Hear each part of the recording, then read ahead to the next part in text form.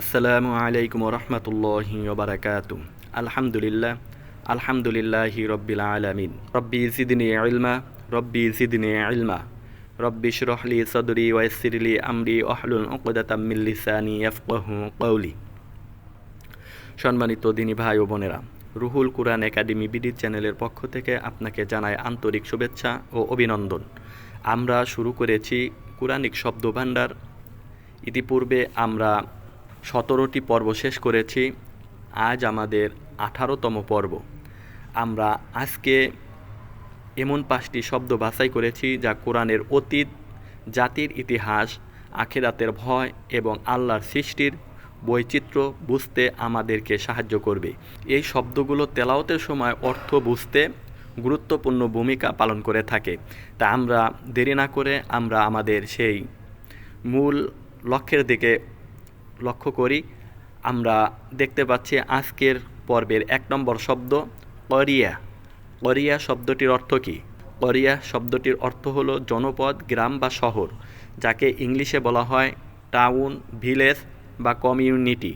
আর এই শব্দটির গ্রামাটিক্যাল পরিচয় হলো এটি একটি এসএম, যাকে বাংলায় বলা হয় বিশেষ্য এবং ইংলিশে যাকে বলা হয় নাউন। কোরআনে যখনই কোনো ধ্বংস হয়ে যাওয়া জাতির ইতিহাস বর্ণনা করা হয় তখন এই করিয়া শব্দটি বারবার ব্যবহার করা হয়। আমরা লক্ষ্য করি আজকের পর্বের 2 নম্বর শব্দের দিকে, যেখানে বলা হয়েছে বা আসা। বা আসা শব্দটির অর্থ হলো তিনি পাঠিয়েছেন বা তিনি পুনরুত্থিত করেছেন, পুনরুজ্জীবিত করেছেন, পুনরায় দাঁড় করিয়েছেন বা পুনরায় জীবিত করেছেন, যাকে ইংলিশে বলা হয় হি সেন্ট বা হি রেইজড আপ। আর এই শব্দটির গ্রামাটিক্যাল পরিচয় হলো এটাকে বাংলায় বলা হয় ক্রিয়া, যাকে ইংলিশে বলা হয় ভার্ব এবং আরবিতে যাকে বলা হয় ফেল। আর এই শব্দটা হলো পাস্ট টেন্স শব্দ, যাকে বাংলায় বলা হয় অতীতকাল এবং আরবিতে যাকে বলা হয় ফেলে মাদি। রাসূল পাঠানো এবং কিয়ামতের দিন মানুষকে পুনরায় জীবিত করা, এই 2টি অর্থে এই শব্দটি ব্যবহার করা হয়। তারপরে আমরা লক্ষ্য করি আজকের পর্বের 3 নম্বর শব্দের দিকে, যেখানে বলা হয়েছে শাদীদ। শাদীদ শব্দটির অর্থ হলো কঠোর, তীব্র, অত্যন্ত শক্তিশালী, কঠিন, নির্দয়, নিষ্ঠুর, পাষাণ, যাকে ইংলিশে বলা হয় সিভিয়ার বা ইন্টেন্স। আর এই শব্দটির গ্রামাটিক্যাল পরিচয় হলো এটি একটি বিশেষণ, যাকে ইংলিশে বলা হয় অ্যাডজেক্টিভ। যেমন আযাবুন শাদীদ মানে কঠোর শাস্তি, অথবা শাদীদুল ইকাব শাস্তি দানে অত্যন্ত কঠোর। এই শব্দটা এরকমই একটি শব্দ, মহান রব্বুল আলামিন যখন একজন জাহান্নামীকে জাহান্নামের ফয়সালা দিয়ে দেবেন তখন ওই ব্যক্তির জন্য মহান রব্বুল আলামিন এমন একটি কঠিন শক্তিশালী রূপ নেবেন যখন তার অন্তরে কোনো দয়া, মায়া, কোনো অনুভূতি থাকবে না। তখন তিনি হয়ে যাবেন একজন নির্দয়। তো সম্মানিত দিনী ভাই ও বোনেরা, আমরা লক্ষ্য করি আজকের শব্দের 4 নম্বর শব্দের দিকে, যেখানে বলা হয়েছে লাইল।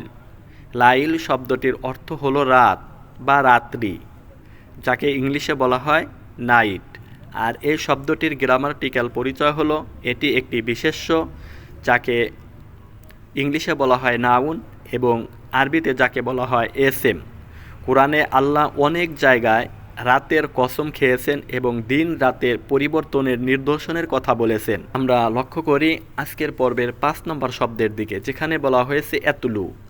এতুলু শব্দটির অর্থ হলো সে তেলাওয়াত করে বা করবে, সে পাঠ করে বা করবে, সে অনুসরণ করে বা করবে, যাকে ইংলিশে বলা হয় হি রিসাইটস এবং ফলোয়ার্স। আর এই শব্দটির গ্রামাটিক্যাল পরিচয় হলো এটি একটি বর্তমানকালীন ক্রিয়া, যাকে ইংলিশে বলা হয় প্রেজেন্ট অ্যান্ড ফিউচার টেন্স, আরবিতে যাকে বলা হয় ফেলে মুদরে। আর এই শব্দটি হলো সিঙ্গুলার শব্দ। কোরআনের আয়াত পাঠ করা বা তেলাওয়াত করার ক্ষেত্রে এই শব্দটি সবচেয়ে বেশি ব্যবহৃত হয়।